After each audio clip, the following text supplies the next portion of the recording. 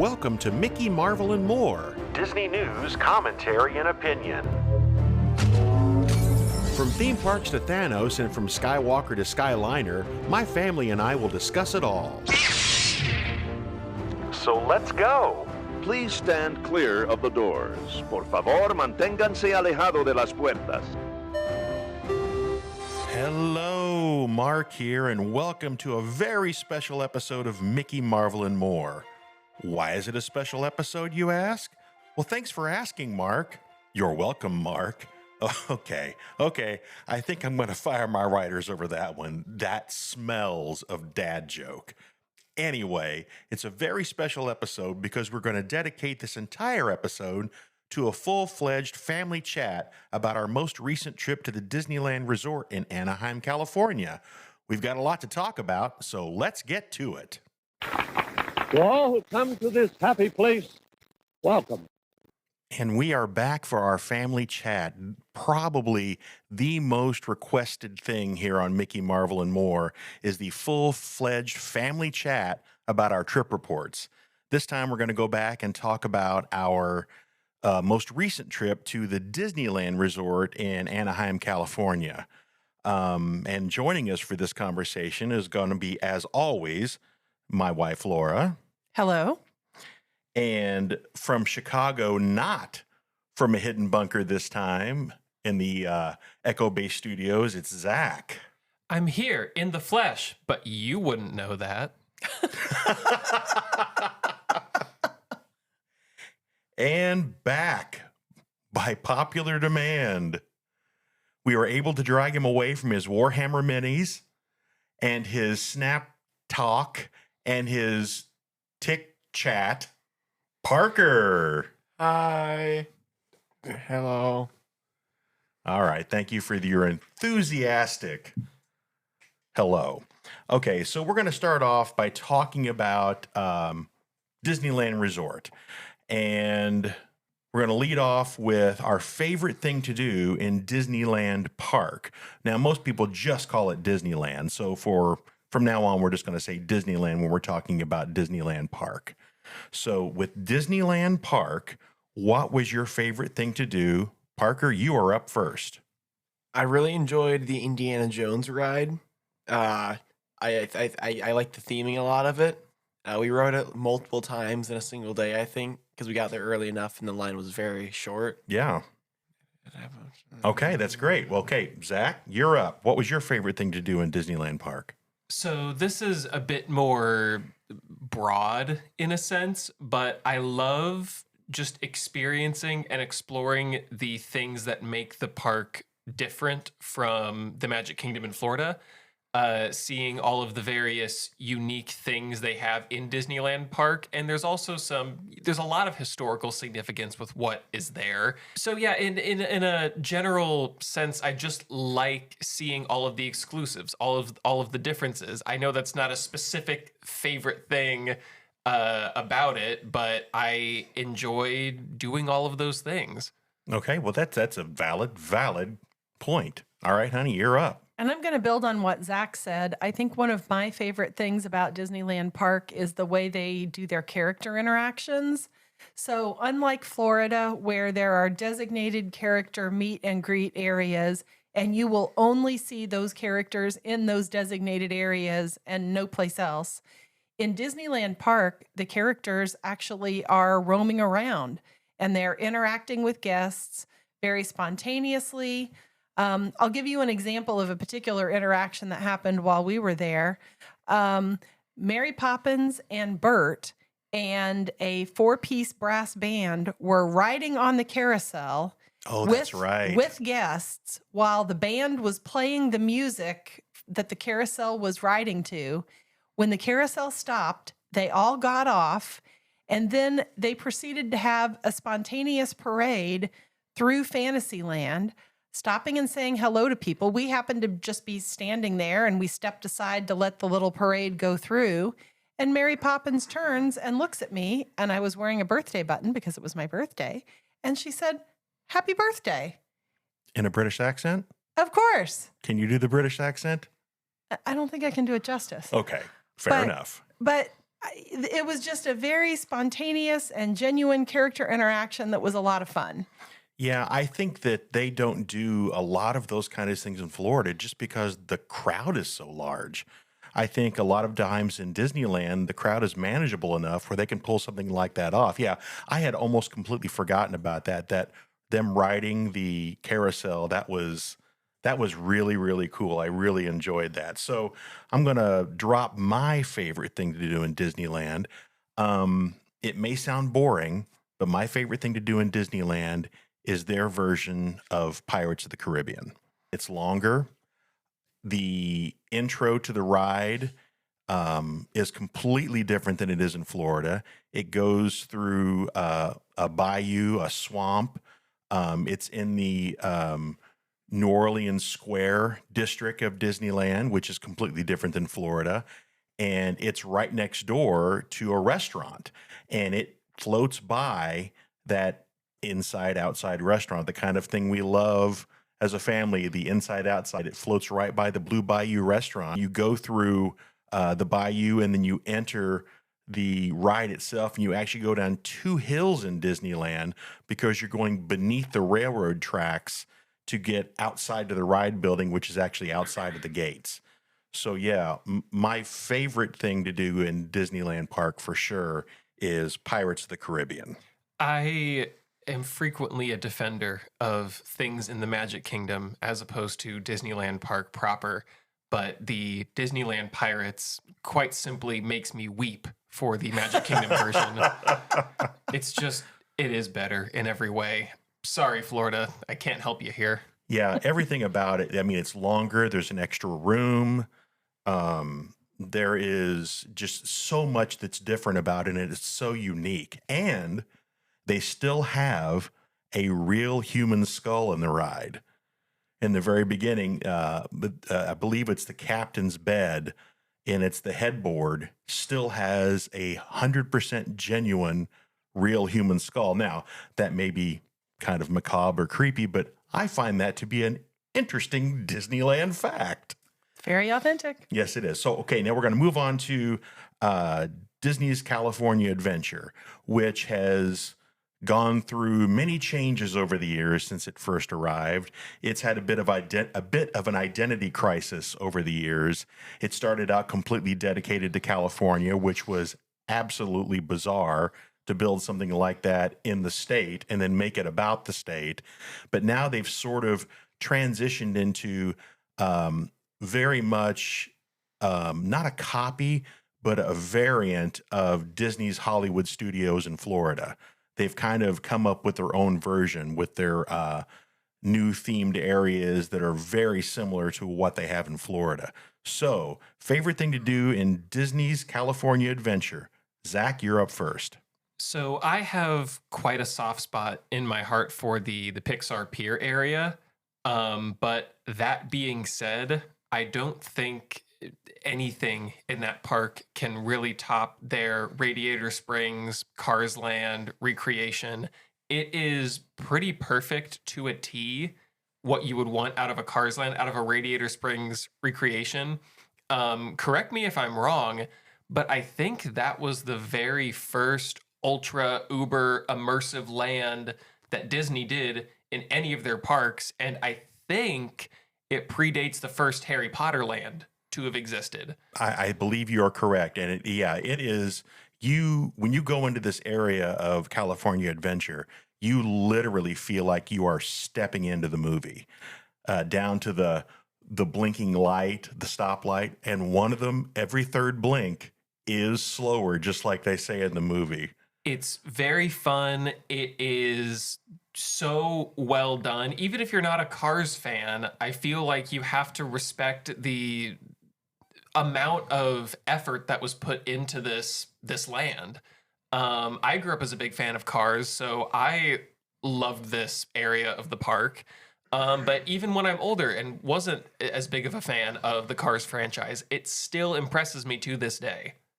Yeah, so basically you're saying the entire land is your favorite part of California Adventure. Yeah, it's so good. I love being in a very well themed, very immersive land in any park, and one like that is so detailed, it's hard to beat. Yeah, it is. It is recreated almost 1-to-1. Okay, honey, you're up. What is your favorite California Adventure attraction? Probably my favorite is Guardians of the Galaxy Mission Breakout. In Disney's California Adventure, they did a retheme of their Tower of Terror ride. And Tower of Terror is one of my favorite rides in Florida, so it just stands to reason that Mission Breakout would be one of my favorite rides in DCA. I love the way that they did a complete retheme of the ride. And even though it's still the same shell and the same ride mechanism, it's a completely different story. And it's got that fun, goofy Guardians type energy with a really interesting storyline that goes along with it. So that's my favorite. Would, as a big fan of the Tower of Terror, I know that you were apprehensive when the change initially happened. Do you think it stands as a worthy successor to the Tower of Terror? Ooh, that's a loaded question. So Yeah, I wondered what you would say. no. I mean, I love everything about the Tower of Terror. I love the theming. I love the story. I love the ride mechanism itself. I wasn't going to be able to stop the change, so you might as well go with it. And I have to say, what they did was pretty darn good. I like it a lot. I love the original Tower of Terror more, but this one, pretty darn good. So now on to my favorite thing to do in Disney's California Adventure. I think that the new Avengers Campus is really neat. I think that I like what they're doing with this idea of the quote unquote Marvel Land. It's pretty awesome, but I think my favorite thing that they have in California Adventure, which happens to be in Avengers Campus, is Spider-Man's Web Slingers. It is the first ride that is an interactive ride that's a lot like Toy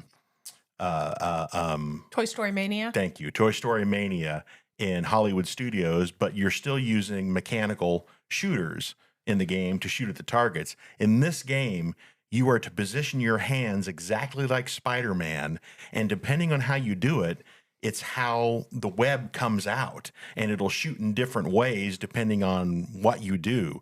I think that level of interactivity is absolutely incredible, and it's a really cool achievement in a Disney ride where you don't have to have a blaster like in Buzz Lightyear, or you don't have to have the little pull shooter for Toy Story Mania. I think it's a really great improvement. I have to agree with you.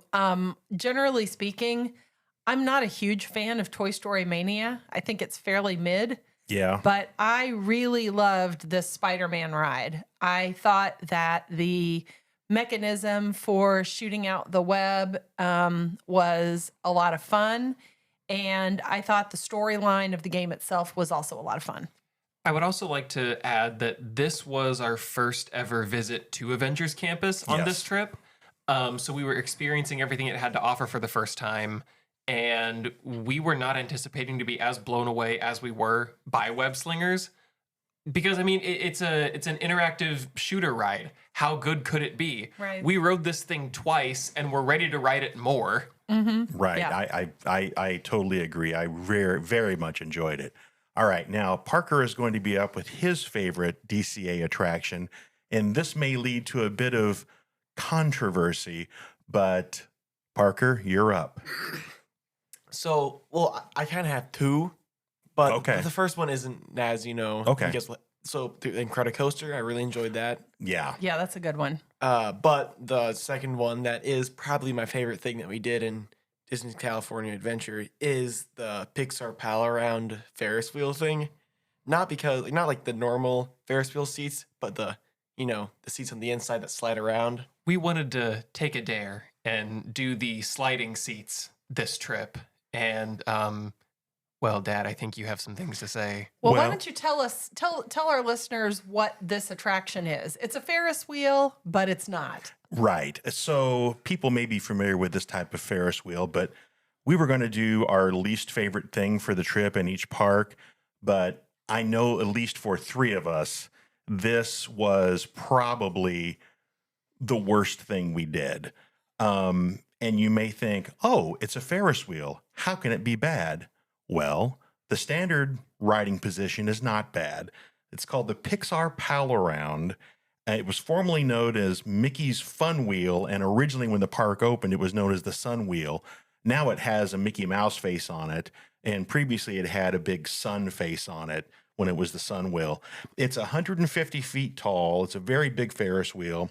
This type of Ferris wheel is known as an eccentric wheel because 16 of its 24 gondola-style buckets ride on interior rails that slide inward and outward as the giant death wheel rotates around. And I don't think, at least I know, I was not prepared for how this was going to go. Hopefully people know what kind of a Ferris wheel I'm talking about. We're going to put it in the show notes just to make sure you understand what we're describing. But it seems like it's going to be a gentle ride. Most Ferris wheels are. You get a beautiful view of California Adventure. You can see over to Disneyland. You can see into downtown Disney. You can see the surrounding area. When you're on the sliding cars that slide back and forth, you have this uneasy feeling like you're going to die.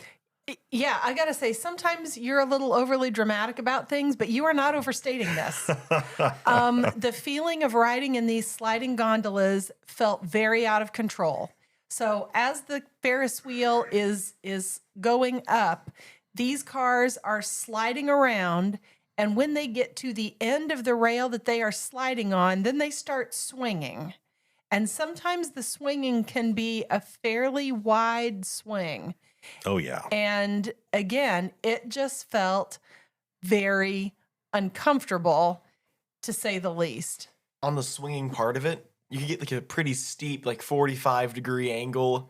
Wasn't ever like horizontal, but Yeah, Parker's right. He's absolutely right. If you're looking out the back, though, it was unnerving. yeah, seeing the whole thing tip over, and you could see the the water beneath you.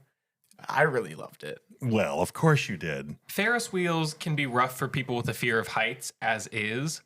And so now take a fear of heights, but now you are sliding and moving with the this fear that perhaps the car will come off of the rails and you will plummet into the water beneath. Funny. This is, in my opinion, the scariest ride in all of Disney parks. Funny you should mention that, because I am, to this day, quite convinced that our bucket hopped off the rails more than once. It didn't. did not. It did not. It did not. You're like, oh, it jumped off the rails. It did not hop the rail. Well, it felt like it did. I'm not sure how you noticed that. You had your eyes closed the whole time. Oh, Yeah, fair. we have a pretty iconic family photo that I believe you took, Mom, Yes. of the three of us, and we all are in various states of panic and fear.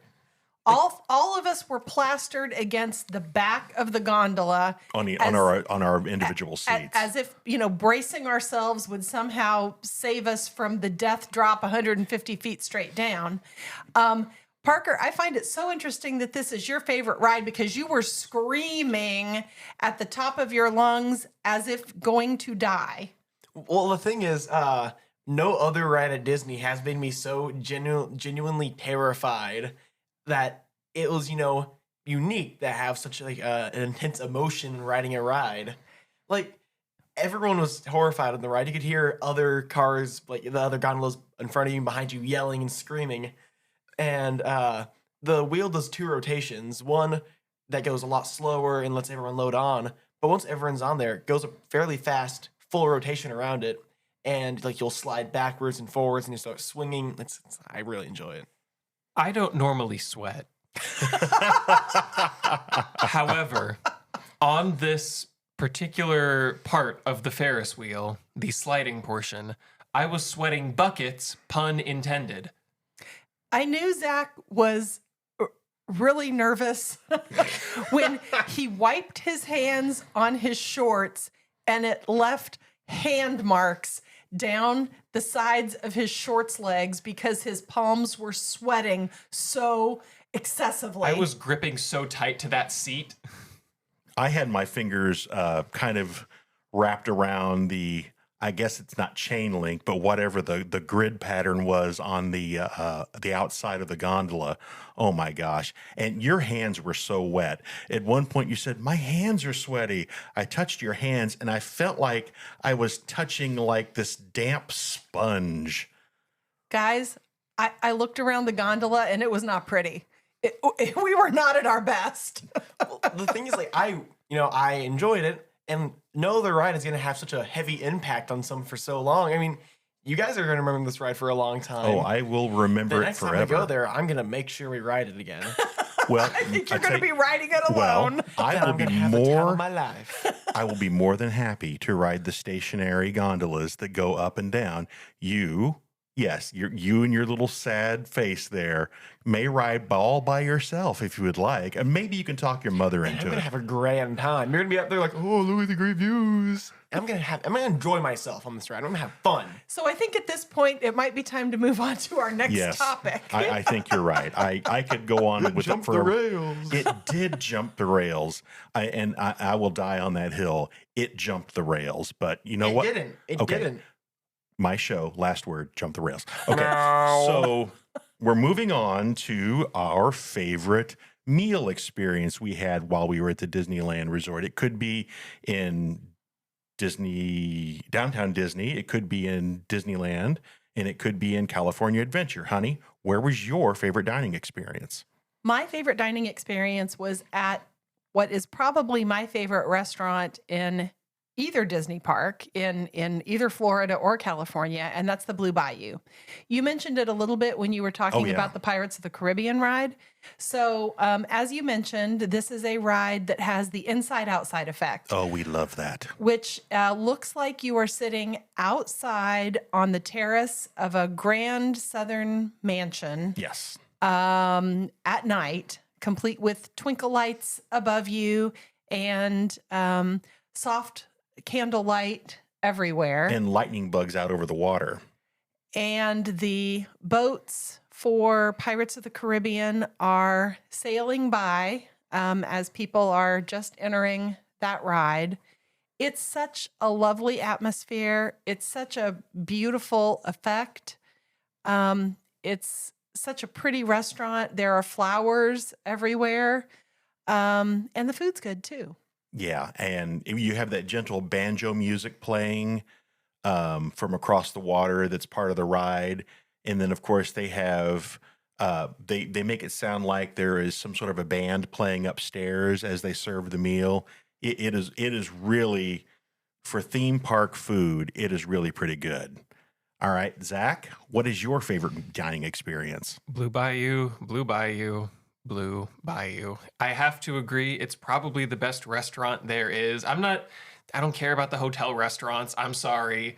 Sure. But if we were talking about theme park restaurants in the Disney verse, it's got to be Blue Bayou. The food is delicious. I've never had a bad meal there. The vibes are immaculate, and you get to watch the boats go by for one of the best Disney rides in existence. It's hard. It's impossible to beat the Blue Bayou. All right, Parker, what was your favorite dining experience? My favorite dining experience was the Hank Pym's Test Kitchen. Yes. Well, I'm a big fan of Ant-Man because I watched it on, I watched the original Ant-Man movie on an iPod Touch, a whole bunch of times, and I know most of the lines in the movie. And I really enjoyed going to the Hank Pym's Test Kitchen because a lot of the Easter eggs there, there's a lot of little hidden things. The food there is also pretty good. We had that jumbo pretzel, and all the food is either too big for the plate or too small, but usually too small stuff isn't that small, really. Right. Well, yeah, they're doing it very much as if it has been shrunken or expanded, just like in Ant-Man the movie. I had a hamburger there that the buns were normal size, but the burger itself was like the size of the plate. Right. And there's this really cool effect that they have in you walk into the restaurant and you're waiting to get your order taken, and there's pretzels going across like a conveyor belt on the ceiling. and like they're normal sized pretzels, and these are like physical objects. They go into a grow chamber, then you get these like large jumbo pretzels, and the effect's really like nice. And it looks really good, and like a lot of the host stands there are powered by AA batteries. Right. They don't they call them Harbulary batteries? Yeah, they have Harbulary batteries as a reference to Guardians Yeah. Volume 2. On point, on point. Okay, so my favorite restaurant, let me think really, really hard. Yeah, it's Blue Bayou. I don't think there is a question that it's Blue Bayou. Now, I very much enjoyed the test kitchen. It was something completely different, and I very much enjoyed it. It was really great for fast casual.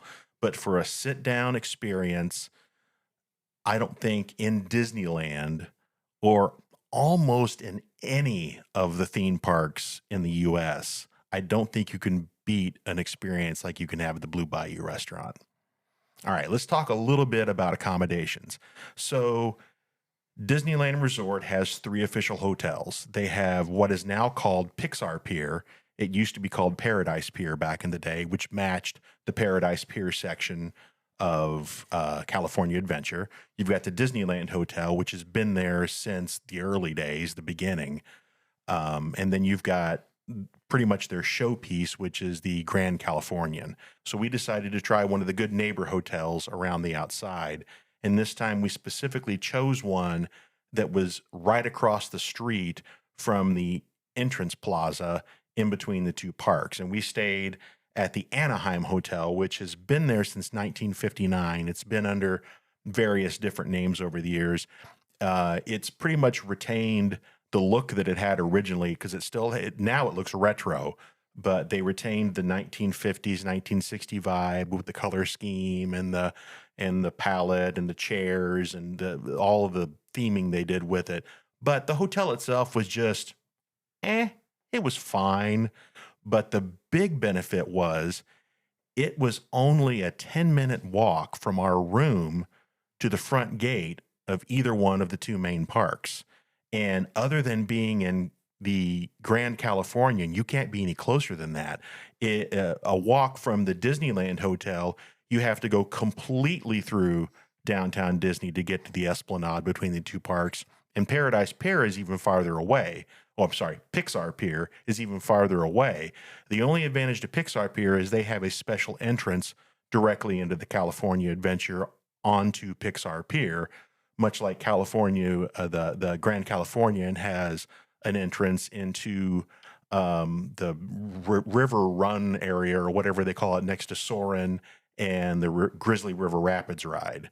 But I think if you are going to go to the Disneyland area and you're looking for a good hotel deal, if you don't want to spend the money to stay at one of the Disney hotels, pick one of these good neighbor hotels right by the front gate, because you're not going to spend your trip in the room. You're going to spend your trip in the resort area. You're going to spend it at Disneyland. You're going to spend it at California Adventure or downtown Disney. What do you think, hon? I agree. Okay, well, thank you for that insight. Zach, what do you got? What do you have to say about accommodations? Anything to add? I mean, I'm always a big fan of staying on property, in property, at the Disneyland Resort, at any of the other hotels they have there. So I'm always going to say, try to go there if you can. It's the best experience. But I think what we had we knew we were going to be spending all of our time in the parks. We pretty much viewed it as this is a place where we will sleep at the end of the day. Right. So for the novelty of just being close to the parks, yeah, it was pretty good. All right, Parker, any insights, or are you in agreement? I'm in agreement, I guess. Okay. All right. So let's move on to this little bit of conversation. Often I will be asked by people who know that I'm a fan of Disney and the Disney theme parks, what's the difference between Disneyland and Disney World? And it's a pretty complicated question, because when they're talking about Disneyland, they're talking about Disneyland Park. When they talk about Disney World, most people are referring to the Magic Kingdom, which is the Florida's counterpart to Disneyland. So I think the biggest difference for me about these two different locations that are incredibly different. I think it's the vibe. I think when you're in Disneyland, everything is smaller. The castle's smaller. The streets are narrower. The buildings are shorter. And it seems like it's never quite as crowded as it is in Florida. And as you mentioned earlier, Hun, with the character interactions are completely different because in Florida there are long lines. You got a couple of wranglers, and you got a long line of people waiting to get to see them. At Disneyland, it just seems random. They're just sort of there. And when you're in Disneyland, you don't feel as rushed as you do in Florida because even with 7 days, with all the things they have there now, if you really want to try to experience every single thing, you're going to be on the run the whole time you're there. Now, we go often enough that we don't hit it like that anymore. But most people that go for a once in a lifetime, once every 5-year trip, they want to hit everything. And I think Disneyland just feels more laid back. What do you think? I'd agree. I mean, I got the vibe all the way around. I agree with everything you said. I think the guests are more chill in Disneyland I Park. think you're right. I think the employees are more chill in Disneyland Park. Just the whole experience is more relaxed. I feel like it's somewhat more authentic and genuine and not quite so, I don't want to say corporate in Walt Disney World, but it just seems like there's so many rules and lines. And I understand it has to be that way because there are a lot of people and you're trying to give everybody the same experience. Right. But I just feel like Disneyland has a lot more surprises and is just a more unexpected, fun experience. Zach, what say you? I'm going to do my best to not make this a comparison of what is better, what is whatever. That's a topic for an entire episode unto itself. Right. And we're not just talking about attractions here. But if we are just talking about what is a fundamental difference that sets the parks apart from one another, I mean, so far you both have more or less hit it on the head. The Magic Kingdom is the show for the Walt Disney Company. It is the busiest theme park on the planet. Yeah, without question. It's designed in a way to accommodate a massive amount of people. And Disneyland just isn't built that way. It was built as a local theme park. It feels more like a mom and pop shop as compared to Disney World's, I don't know, megastore. Right. So the sense of scale is just so different at either park, and you can really feel it. The Magic Kingdom has so much more space because they had the ability to build as large as they wanted to, and they use that to assist with the flow of people. In Disneyland, they weren't thinking about that. They had a smaller footprint and wanted to cram as much stuff as they could into their small footprint. So they use that space, the small space that they do have, to the best of their ability and put as much as they can in there. It's just, it really comes down to a sense of scale. Yeah. Parker, what are your thoughts? So I know you said you weren't going to say which one's better, but I'm going to say something. So, oh boy, here we go. You mentioned this, the Disneyland is a lot smaller. And I know we're talking about Magic Kingdom and Disneyland, but I want to talk about the transition. Sure. There's the one I'm talking about mainly is the one from Galaxy's Edge to where was it in Disneyland? It was Frontierland. And like in Hollywood Studios with Galaxy's Edge, the two entrances are pretty. There's two, right? Yes, yeah, correct. There's they're both very smooth transitions that you can't really see the area that you came from.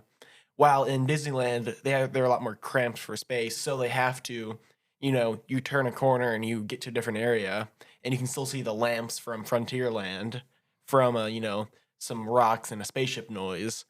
But the transitions, I mean, it doesn't take anything away from the overall experience of like being in that area.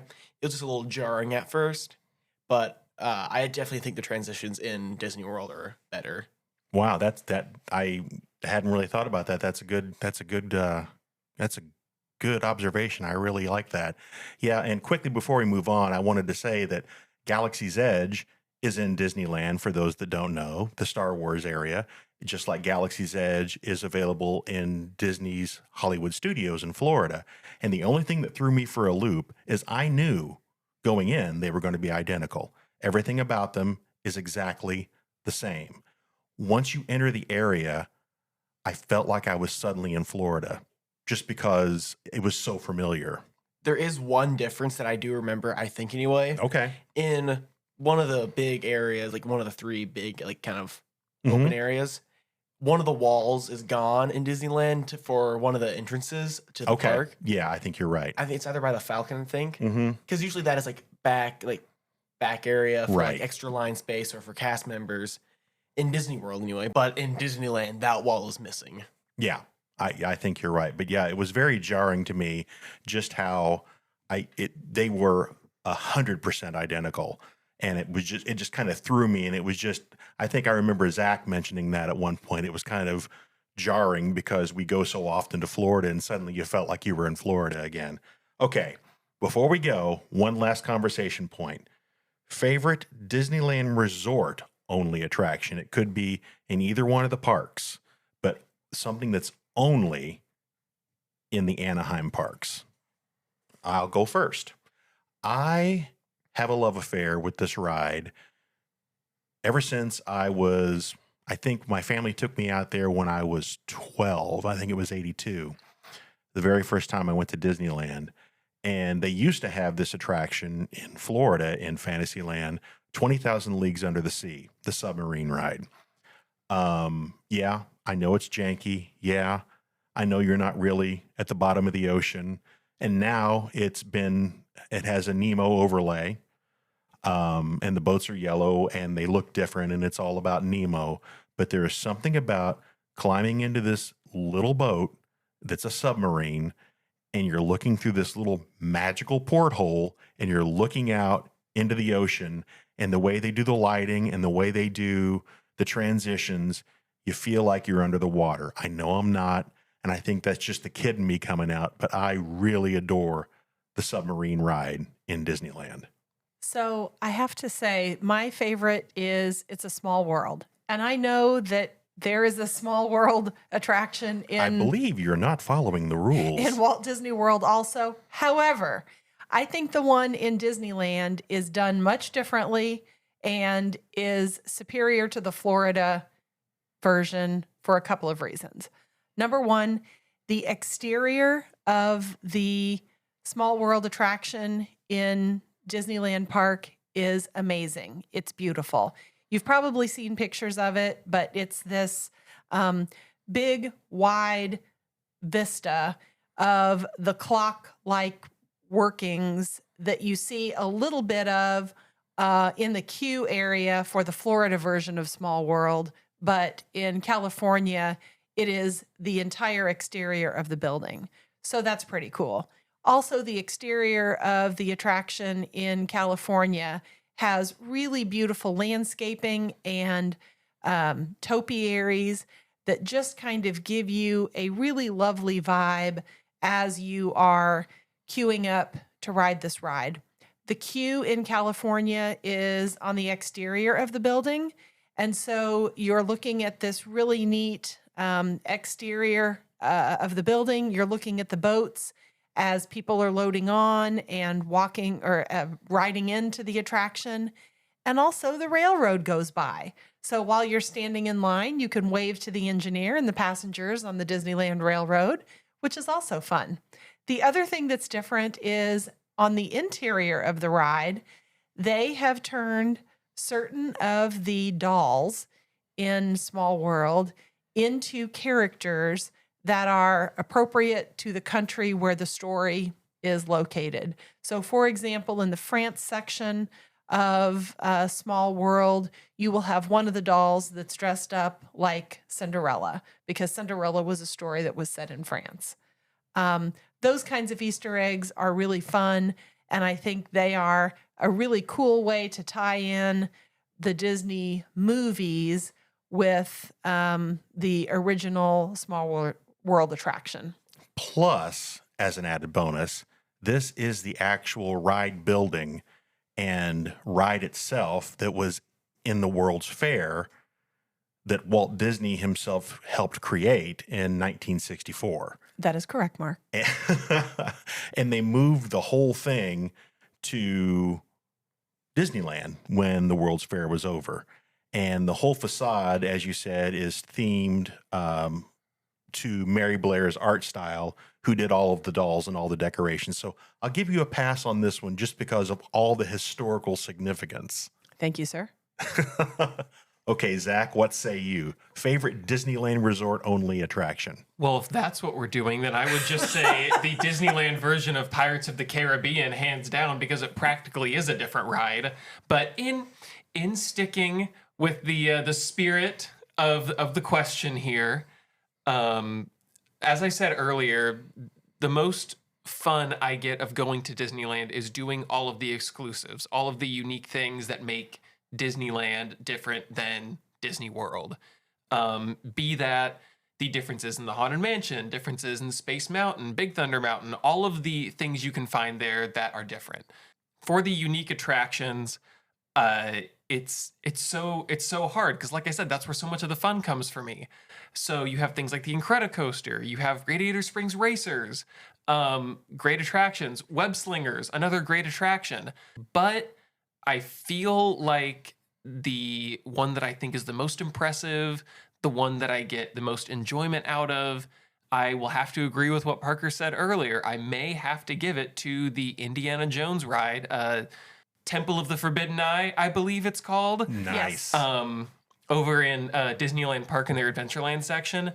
It is just such a top-notch attraction, even though it borrows the exact same ride vehicle and track layout as Dinosaur in Florida. So technically, I'm doing the same thing Mom did, but it's a totally different attraction, I swear. However, if the rumors are to be believed, this may not be a Disneyland exclusive for much longer, but I won't get into that here. Nice. All right, Parker, what do you have to say? Well, for me, I really enjoy the different Pirates ride and, Indiana Jones, obviously. But another ride that I do like that is only in Disneyland, it doesn't have, a kind of copy like Dinosaur, which is the same ride pretty much, just different scenery, Right. is the Matterhorn. Nice. Even though when you ride it, it hurts to ride. it does hurt. It hurts. It does hurt. And it Rattles the teeth. Since we've gone to Disney World a lot more, I think it's similar to, Space Mountain or Big Thunder Mountain in kind of the feeling of the ride. But also I kind of feel it's the same as like Expedition Everest, not in like the way it looks. Right. Because you kind of got, the more, cold mountain, at the top of it. Not the ride itself, but the whole theme itself. Yeah, the theme of the ride. Yeah, mountain-wise. But, some other differences that I do like in Disneyland rides, in Space Mountain, the cars are beside each other. Right. The configurations and the seats are different. And so, I can smack Zach on accident or something. The Space Mountain in Disneyland doesn't hurt you. Yeah, that's correct. That's true, yeah. Yeah. And you have the sound system for the Space Mountain at Disneyland that's behind your head. One of the best ride park songs ever. Yeah, the soundtrack really adds. Sorry, go ahead, Parker. And, that's all. Yeah. Okay. Yeah, I know that there were many times that we got off of an attraction, and Zach isn't necessarily a Walt Disney World apologist, but it makes him sad when he sees things that could be in both parks but are only in California. And when he gets off the ride and he's like, yeah, it's better here in Disneyland, 100% better. That's how you do it. Am I wrong? Yeah, it just, again, you may be wrong on this one. I'm a bit of a Magic Kingdom apologist. Yes. And Disney World as a whole. But no, there are just some things that are done better in Disneyland. I won't get into it, but it's how it is. The thing with Disneyland is, even though I think Disney World, in my opinion, I like that one more, it has a lot more stuff in it. I feel like a lot of the rides that are in Disneyland and in Disney World, Disneyland has the better version of it. Yeah, I think that's 100%. And if we're just going to compare apples to apples here, Disneyland and Magic Kingdom has less rides than Disneyland itself does. Now, that's just because they've had to cram a lot in there. But in Florida, they wanted to spread it between all the parks. I think, initially when they built it, they were similar in their ride count, but over the years, Disneyland has crept up and has more rides than Magic Kingdom does. Okay, guys, I think we had a really great conversation. I want to thank everybody for being here. Thank you, Laura, for being with us. Happy to be here. Thank you, Zach. Any last words? Fun as always. Parker, is it back to painting Warhammer minis? Probably. All right. We'll see you next time, everybody. Before we get out of here today, another special thank you to the entire fam for participating in the Disneyland Resort Family Chat. Thanks to my lovely wife, Laura, the always eager to talk about Disney Zachary, and the enigma, the legend, Parker. Be sure to check out this episode's show notes for a detailed description about Disney's Death Wheel, the Pixar Pal-Around. And since I'm here now alone, I'm going to say this one more time. I am quite confident our gondola jumped the entire track. This is the hill I will die on. And while you're there in the show notes, be sure to check out the links to all of our socials and give us a like and subscribe, or a comment if you want. You can always drop us a line at our email address, mickeymarvelandmore, all one word, @gmail.com. As always, if you enjoyed this episode, my name is Mark, and this has been Mickey, Marvel, and More. If you didn't, then you are the person standing behind my family and I as we boarded the Pixar Pal-Around, and the happy attendant told us we were going to have a great ride and we would enjoy ourselves. He lied to you. He lied to us. He lied to everyone. I'm starting to feel like I'm going to need some therapy about this. We'll see you next time.